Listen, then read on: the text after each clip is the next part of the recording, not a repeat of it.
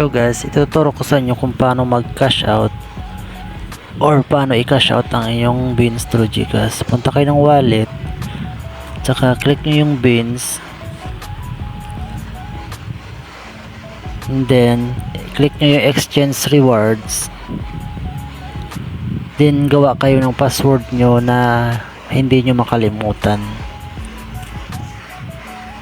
Enter nyo yung password nyo, then okay. Tapos pag dito na kayo, click nyo yung set a new withdrawal account. Click nyo yung set a new withdrawal account. Tapos pagdating dito, ang hahanapin nyo yung Neom Bank Transfer. Neom Bank Transfer. Click nyo yung Neom Bank Transfer. Pagdating dito sa bank country, select nyo yung Philippines. Sa bank name naman, hanapin nyo yung G-Exchange GCash. Hanapin yung G-Exchange GCash. Ayan siya, G-Exchange GCash. Ayun na. Oo. Ang dali lang, nalilito. Exchange GCash. Then pag sa bank account naman, ang ilalagay nyo yung verified account nyo na number sa GCash.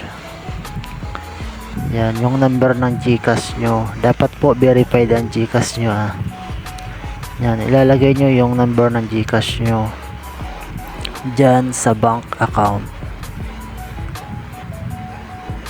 Yan, ilalagay ko dito yung GCash number ko. Yan ang linagay ko sa bank account.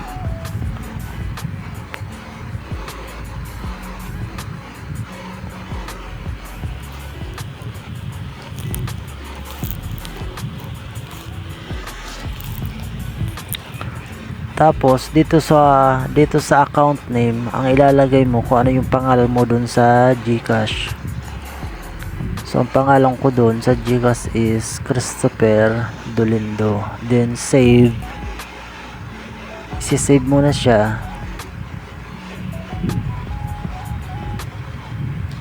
I-click nyo po yung save.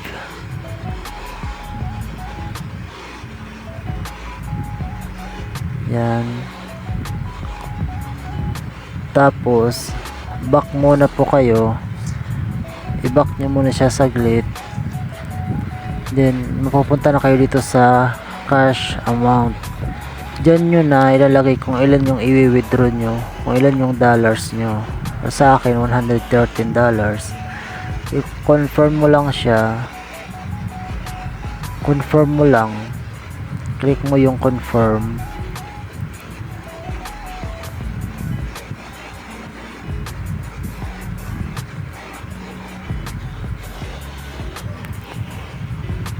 Then confirm ulit.